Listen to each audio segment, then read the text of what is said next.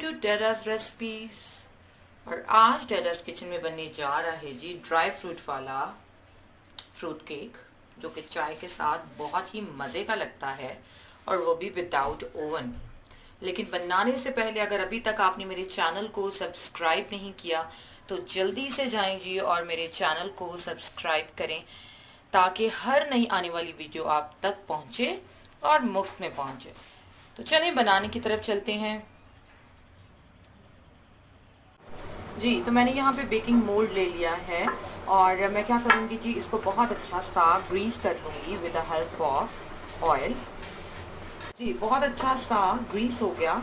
अभी हम क्या करेंगे, इसके अंदर रख देंगे बटर पेपर कुछ इस तरह से, ताकि ये साइडों पे भी लग जाए और दरमियान में भी इस तरह से। ये देखिए, ये देखिए।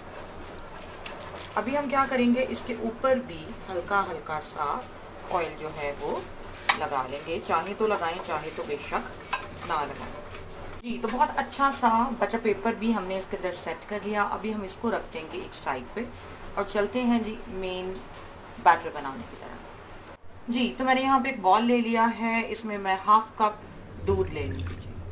दूध चला गया जी। साथ ही हम इसमें डाल देंगे जी 2 एग्स। अब अंडों में से आपको पता है आती है स्मेल, जिस भी चीज़ में आप ऐड करें, तो इसकी स्मेल को ख़त्म करने के लिए एक बहुत अच्छा सा तरीका, हम इसमें हाफ टी स्पून डाल देंगे वनीला एसेंस। वनीला एसेंस चला गया जी।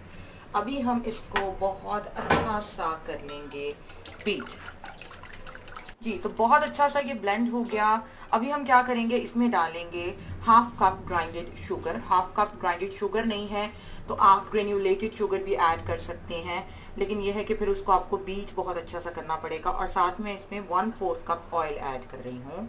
आप चाहें तो बटर भी ऐड कर सकते हैं। अब इन चीज़ों को फिर हम करेंगे बहुत अच्छा सा मिक्स जी। तो बहुत अच्छा सा ये भी मिक्स हो गया।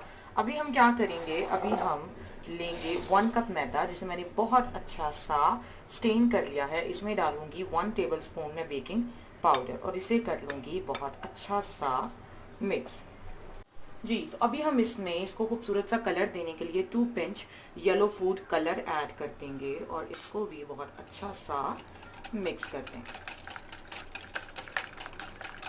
जी। तो अभी इसमें मैं मैदा और जो मैंने बेकिंग पाउडर को मिक्स किया है वो ऐड कर दूंगी।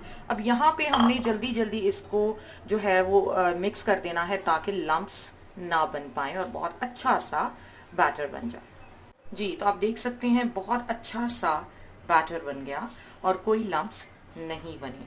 अभी हम इसमें ऐड करेंगे जी, आप चाहें तो टूटी फ्रूटी ऐड कर लें, चाहें तो कोई ड्राई फ्रूट्स ऐड कर लें और कोई फ्रूट्स ऐड कर लें। तो मेरे पास कुछ ड्राई फ्रूट्स थे, जिसमें मैंने रेजन्स लिए हैं, वॉलनट्स लिए हैं और बादाम लिए हैं। वो मैं इसमें ऐड कर दूंगी और उनको मैंने छोटा छोटा काट लिया है। वो ऐड करके अगेन इसको बहुत अच्छा सा मिक्स कर लूँगी जी। तो बहुत अच्छा सा हमारा बैटर बन गया। अभी हम इसको बेकिंग मोल्ड में ऐड कर देंगे जी। तो अभी हम इसमें ये ऐड कर देंगे।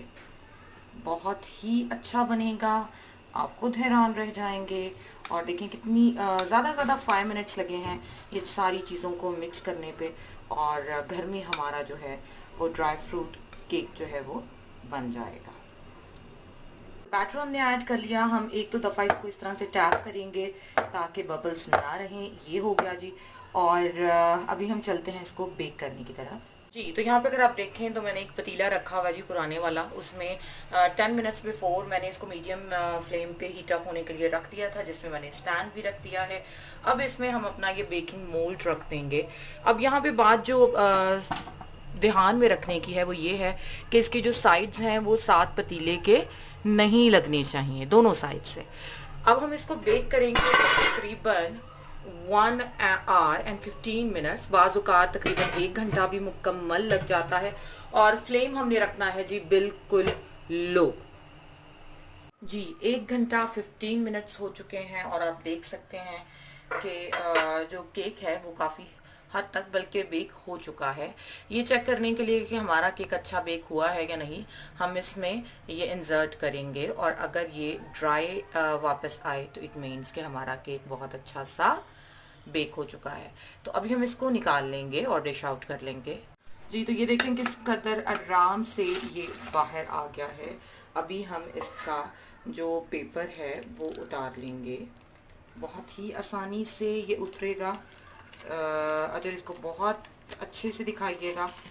ये देखें जी, ये देखें हमारा केक बहुत अच्छा सा बेक हो गया। ये मुझसे टूट गया। ये देखें जी, बहुत सॉफ्ट और बहुत मज़े का हमारा केक जो है वो बेक हो गया है। और ये देखें ड्राई फ्रूट्स किस कदर खूबसूरत लग रहे हैं। अभी हम इसकी कटिंग कर लेंगे कुछ इस तरह से। जो साइज़ आपको चाहिए आप वो साइज़ जो है वो पीसेस जो है वो कर लेंगे। जी तो अभी हम इसको ढाँप के काउंटर पे रख देंगे तकरीबन पौने घंटे से घंटे तक। उससे क्या होगा, ये बिल्कुल वही टेस्ट देगा जो बेकरी से आएगा। अगर आप फ़ौरन खाएंगे तो आपको थोड़ा कच्चे का टेस्ट देगा ये, तो आपको कुछ देर के लिए इसको रखना पड़ेगा। जी तो अगर आपको मेरी ये रेसिपी पसंद आए तो इसे ज़रूर लाइक कीजिएगा, शेयर कीजिएगा। Thank you.